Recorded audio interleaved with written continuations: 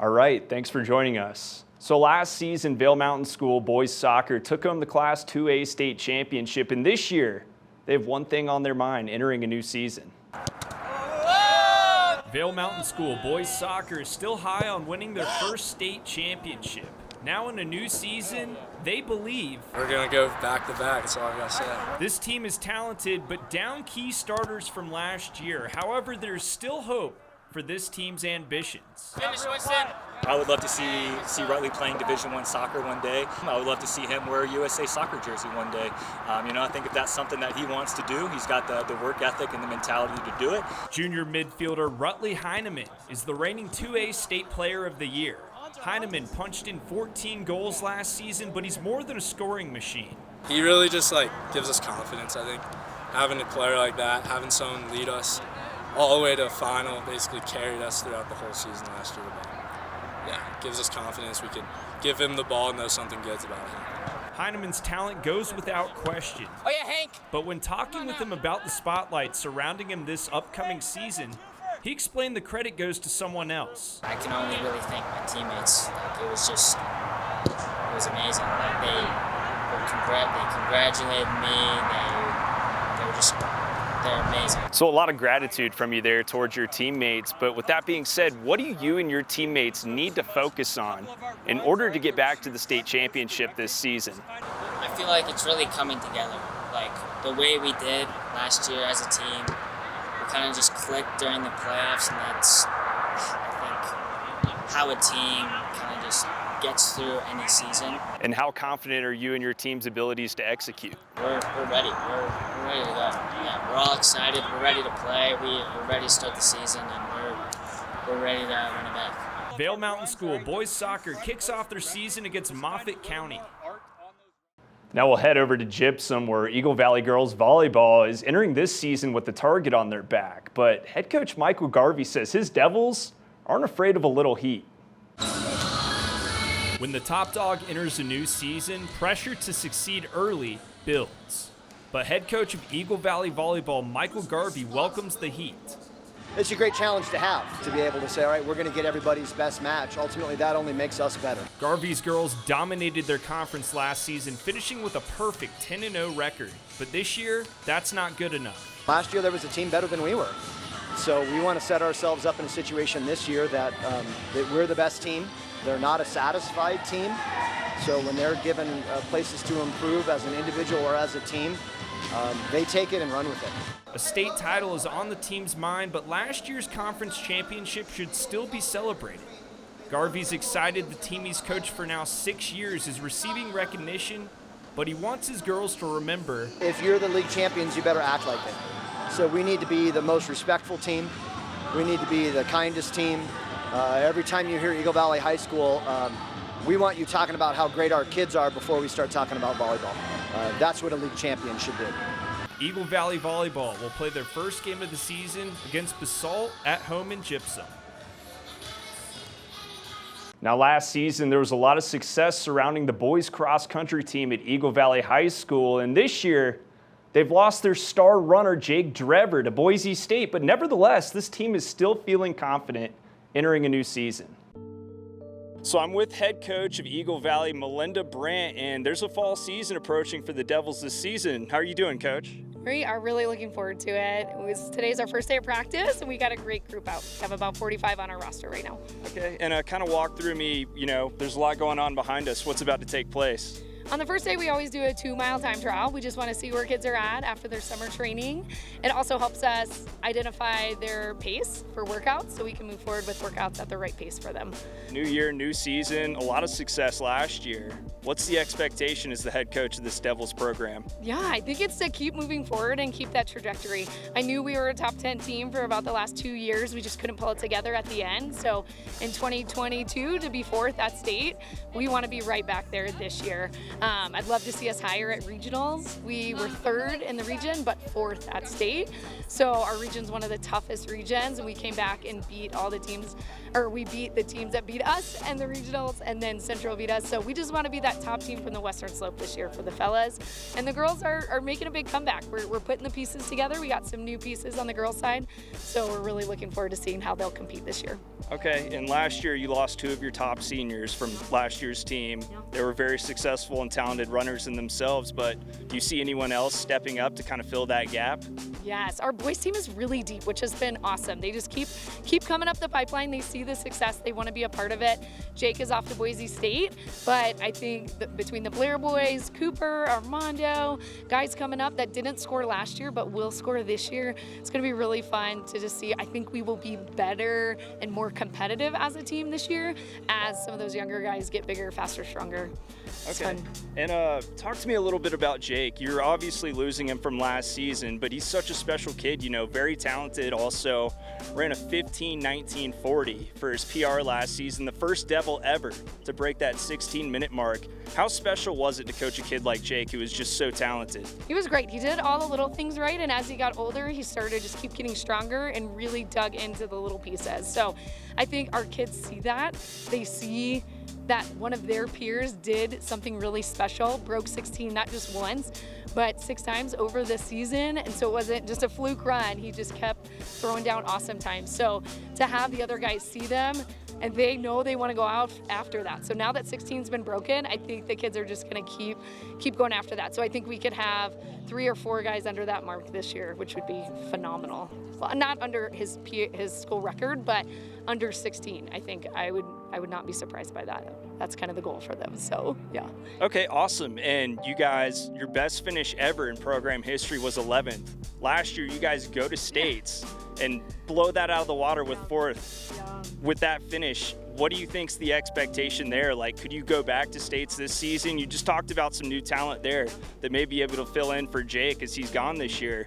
But what's kind of the expectation there? Do you want to get back up to 4th place or maybe even improve on that mark? Yeah, I think cross country is interesting, right? Because I can't control what the other teams are doing. We can just control how much work we're putting in. And so our guys are ready to put in the work. They're ready to gel. Just a few weeks ago, we won the National High School Trail Championships with some of the guys that are returning. Jake was a part of that team too, because they get to have returning or graduated kids on those programs too. But Eagle Valley is put their name on the map again right away as the first big summer competition for the cross country athletes.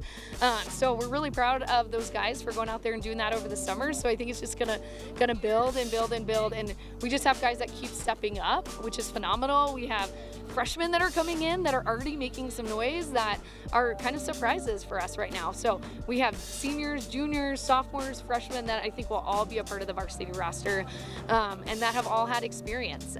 Jackson Fillmore's coming up, and he's already had multiple years of varsity experience, and so it's just really fun to see the depth of our boys program and just to be strong year in and year out.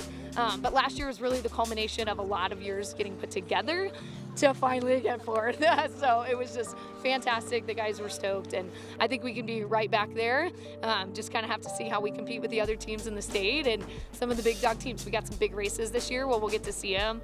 We have Liberty Bell on our schedule. Our first race is in the Front Range, so we get to see that.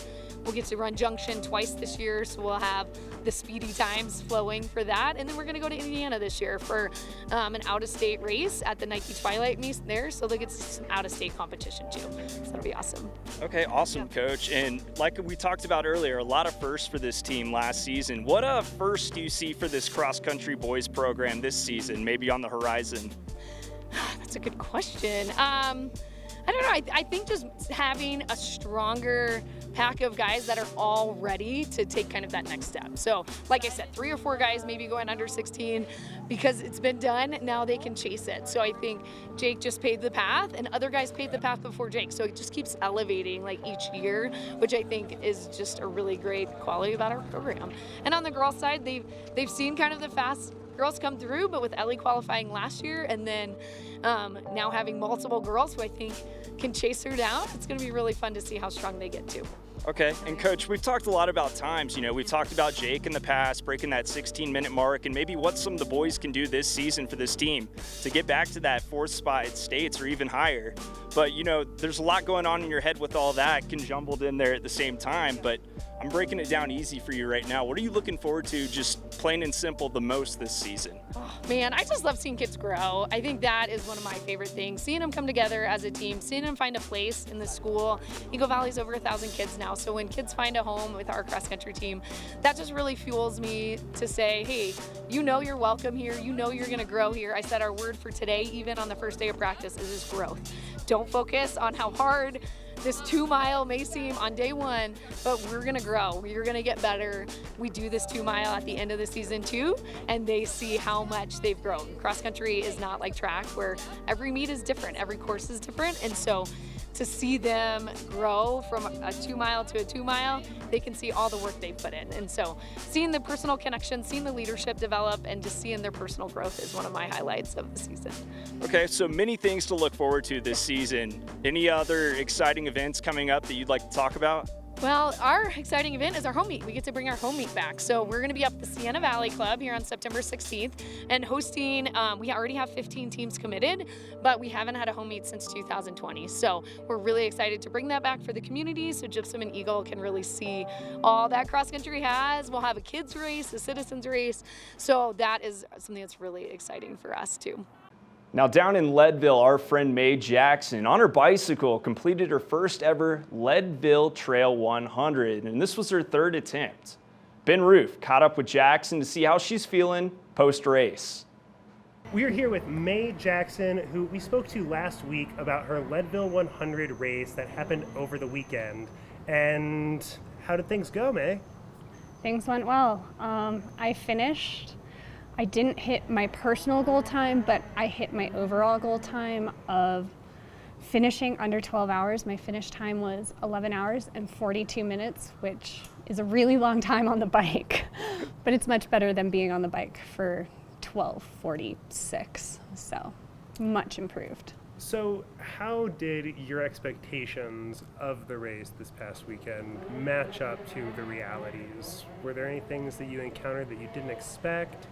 Were there any things that were unusual, anything like that? This year, the race went really well. I really didn't have any big issues during the race. I didn't break a rim, which that made me really happy. Weather cooperated so well. It was slightly overcast for most of the race. Luckily, the pace I rode at, it kept me out of any of the rain that occurred on course.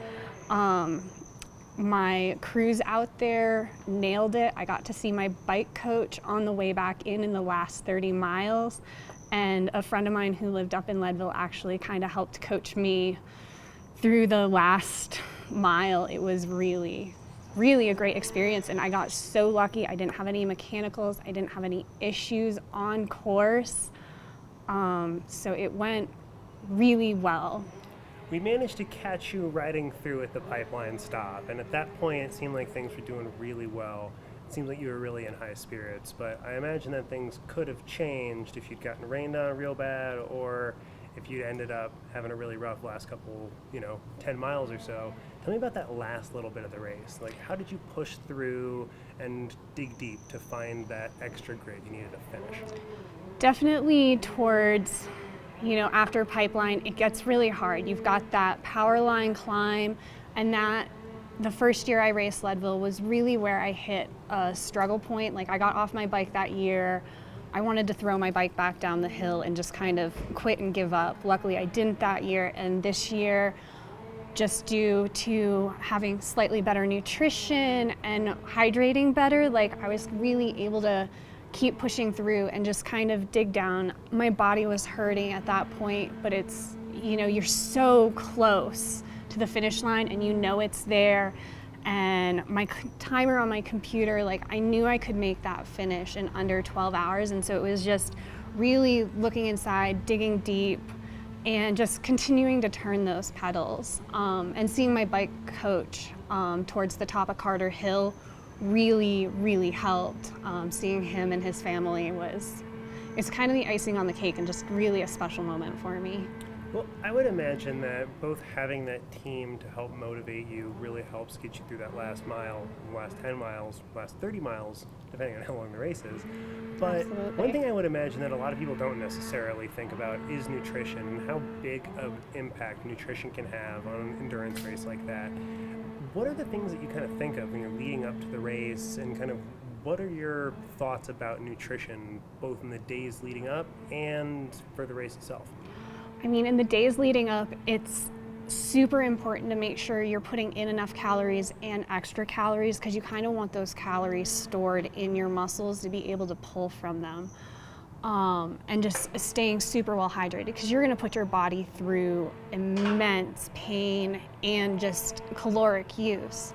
Kind of according to a lot of like my watch and some of my digital assistants, whatever, it's telling me I'm burning close to 5,000 calories during that, 11, 12-hour period of time. And that's a lot. So you have to be trying to constantly be putting fuel into your body. So leading up to the race, it's, kind of figuring out what nutritional aids I want to use while I'm on the bike. I use a combination of gels.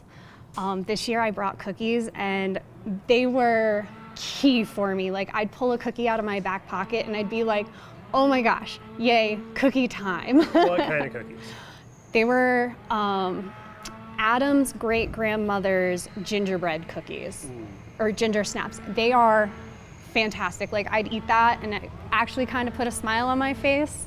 So it was super helpful. And then using, a caloric drink mix as well in my bottle to just kind of help fill in those gaps. And even this year, I still fell pretty short on my caloric intake during the race, but I did way better than I have in the past. Well, and I would imagine that you can't exactly eat a meal during the race. So it's a lot of like snacking on the go, but I would imagine that since it is a race, you don't have a lot of time for, the biology needs either.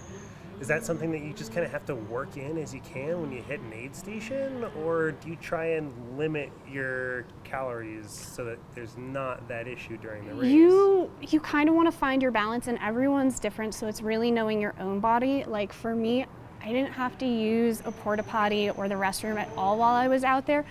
But luckily for the guys, like they can just step off their bike and relieve themselves. For the women, it's a little bit more difficult. I'm really fortunate, and plus, I don't think I ever hydrate well enough, so I don't ever run into that issue. But, there are porta potties at the aid station, so it is kind of timing and, just knowing your own body. And for some of the other racers out there who did get caught in the rain, or for yourself, did you find a huge impact on the course itself? I mean, even though it had rained the evening before and you saw some rain during the day, really that rain kind of helped, but it was still shockingly pretty dusty out there. But fortunately, the sun wasn't beating down on you the whole time, which I imagine can make or break a race experience like that. It really can change it because, that hot sun out there, it's just kind of increasing how much you need to hydrate and add in more electrolytes and salts. So, not having that sun out there was huge. It definitely gave me a better sense of comfort. I don't like racing when it's hot out, so it was nice to have the clouds. So then the next day, immediately after your big Leadville race, you were off to Snowmass, right? Yeah. And for another race? No, not for another race, for a charity event.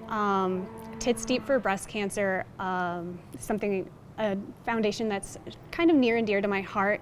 It's out there to help support women who are under the age of 40, either find breast care health and or support groups, and just kind of, give that age group that, is often underserved a chance to feel part of the community and have their place and their voice heard.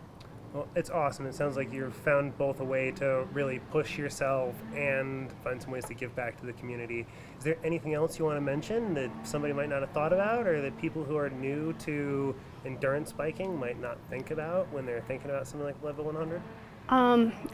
First of all, like, if it's something you're interested, go do it. The other thing is get a coach. Having a coach to like be there to support you, give you a little bit of guidance on the training and some of the nutrition aspects are absolutely fantastic, but also find some really supportive people to go ride with. It makes a difference. Friday mornings with the Gore Range Gravity Alliance, I'm part of a group, we call ourselves the Slow Ladies Ride. And so we do that every Friday morning. You can find that on Instagram through Gore Range Gravity Alliance, where we'll be riding weekly. Well, awesome. May, thank you so much for joining us, and best of luck in your Town Series race this afternoon. Thank you, Ben. All right, thank you, Ben. A new course record was set in the Leadville Trail 100 that smashed the old record by about 15 minutes. The men's leader in the Lifetime Grand Prix, Keegan Swinson, posted a time of 5 hours, 43 minutes, and 29 seconds to knock off the old course record set back in 2015. And Swinson finished nearly 30 minutes ahead of the second place finisher, which you can see now in our top 10 results, where second place finished a little after 6 hours. And taking a little closer look, there are 9 Americans in the top 10, so what a showing from the USA. Over in the women's race, Sophia Villafane of Utah took the top spot with a time of 7 hours, 9 minutes, 48 seconds as she cruised to the finish. Villafane put up close to a 2-minute gap between her and second place, but another 9 out of 10 top 10 finish in the women's heat for the USA. Nothing says football is back like the Associated Press dropping their top 25 preseason rankings. No schools from Colorado landed in the preseason poll, but maybe we'll see Air Force inside the top 25 this season. The Falcons went 10-3 last year and were picked to finish second in the Mountain West Conference this season, just behind Boise State. Now looking at the AFCA coaches poll for Division II football, Mines cracked the top 25 as the number 2 team in the country. The Ordigers are coming off that national championship run where they fell short to Ferris State, the number 1 overall team. You can rest assured they are determined to get back in that title game this year. I've been down to Golden a couple times, and that team is fired up. Other Colorado schools worth noting receiving votes on this poll were CSU Pueblo with 56 and Western Colorado with just 6 votes. So the real question becomes, will CSU Pueblo and Western Colorado drop into that top 25 spot at any point during this season? But we'll know soon enough, as the football season is just around the corner. Make sure to come back to us for all the latest coverage in sports around the Valley and beyond.